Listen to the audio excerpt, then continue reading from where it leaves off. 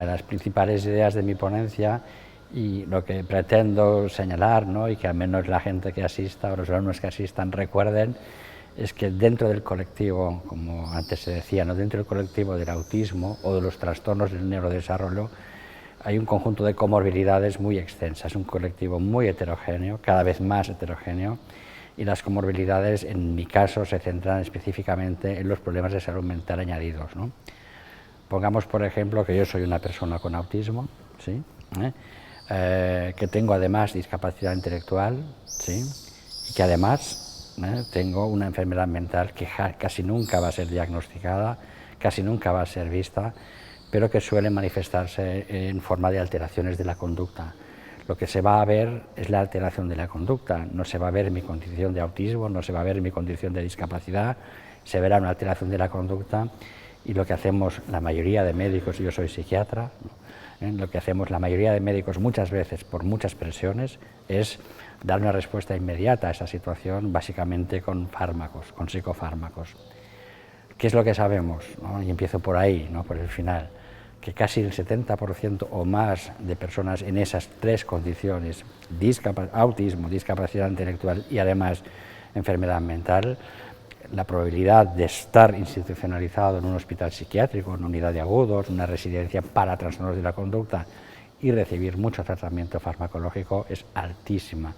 en una situación que casi nadie revisa y que casi nadie piensa. Y es nuestra obligación, desde la formación, desde las universidades, desde donde sea, intentar transformar esa mirada y hacer ver que las personas con discapacidad intelectual y autismo tienen también unas necesidades que pueden resolverse como cualquier otro miembro de la población. Pensemos que no hay servicios especializados, pensemos que los psiquiatras o las redes de salud mental no están preparadas para abordar esa situación,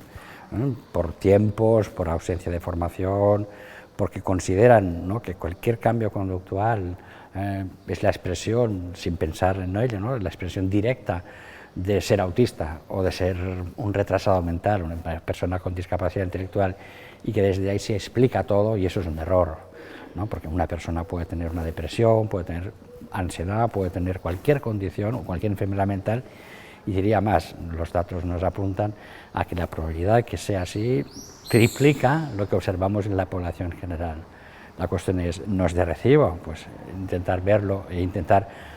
que nuestras redes, nuestros profesionales del ámbito de la psicología, de la psiquiatría, de la enfermería, del trabajo social, del apoyo directo, tengan formación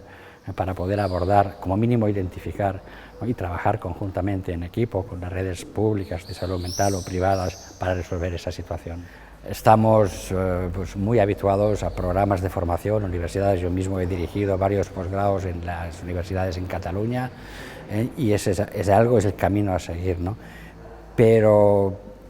pienso que la formación también tiene que tener o sufrir un cambio, ¿no? Tiene que ser una formación muy práctica y una formación no solo una formación técnica de cómo abordar o diagnosticar o entender ese tipo de problemas, sino sobre todo, y eso es algo que es una necesidad urgente, una formación en valores, una formación actitudinal, una formación que tenga que ver que cómo yo me acerco, cómo yo miro a las personas con autismo o con discapacidad intelectual, porque solo desde esa mirada podemos transformar al colectivo. Una tercera parte de las personas con autismo tienen discapacidad intelectual. Ese porcentaje cada vez va a ser mayor porque, como también se ha dicho y es algo conocido, el espectro del autismo se está abriendo. Hace unos años, cuando yo empecé, ¿no?, pues autismo era el autismo caneriano, ¿no?, el autismo asociado sí o sí a la discapacidad intelectual y sobre todo a la discapacidad intelectual más grave. Hoy en día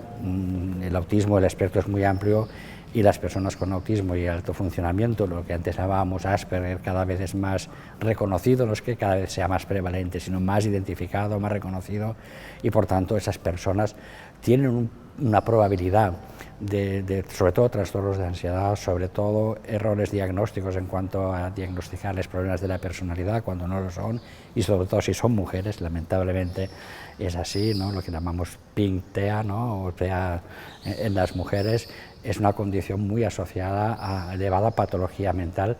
más fruto de no reconocer desde las redes su condición y generar ansiedad y frustración, y cómo las personas tienen que afrontar una realidad social que para ellos es complicada.